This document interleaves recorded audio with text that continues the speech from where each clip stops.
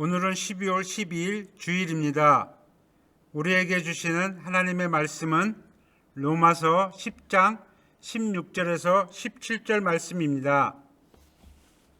그러나 그들이 다 복음을 순종하지 아니하였도다.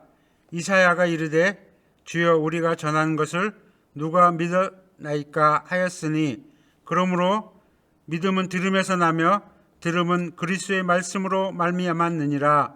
아멘. 그리스도의 말씀. 바울은 유대인들의 구원 문제에 대해 이야기합니다. 유대인들은 수천 년 동안 하나님을 믿어왔지만 예수 그리스도가 메시아로 오셨음을 믿지 않습니다.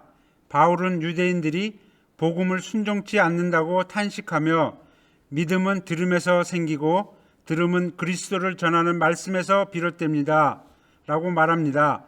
즉 하나님의 말씀을 들을 때 믿음이 생긴다는 것입니다. 그런데 저들은 그것을 믿지 않습니다.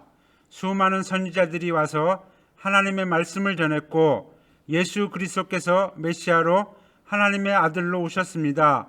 그리고 친히 인류의 죄를 대속하시면서 십자가에 달려 죽으셨습니다. 그런데 그들은 하나님께로 돌아오지 않는 것입니다.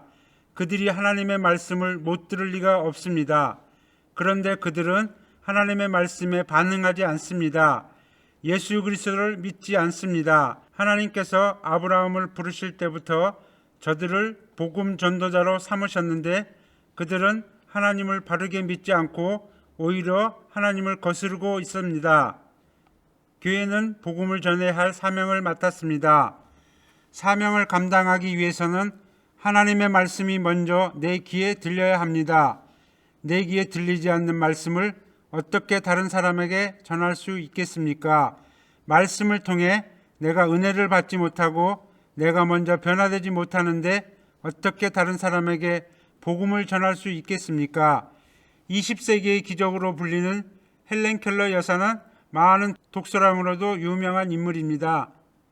그녀는 듣지도 말하지도 보지도 못하는 삼중고를 극복하고 어둠 속에서 빛을 발하는 인생을 살게 된 것을 감사하며 이렇게 말합니다.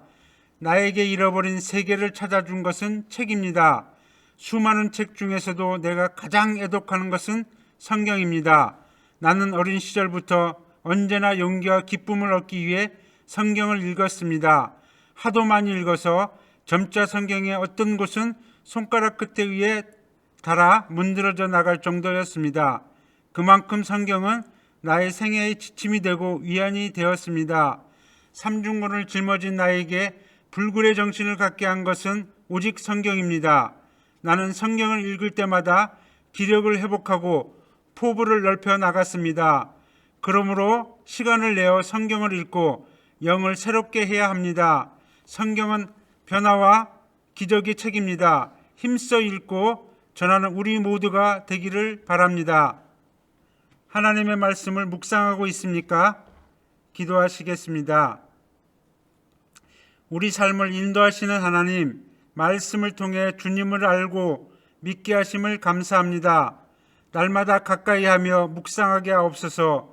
말씀의 인도함을 받아 자로나 우로나 치우치지 않고 오늘도 말씀으로 새롭게 되어 하나님과 동행하게 하옵소서. 예수님의 이름으로 기도합니다. 아멘.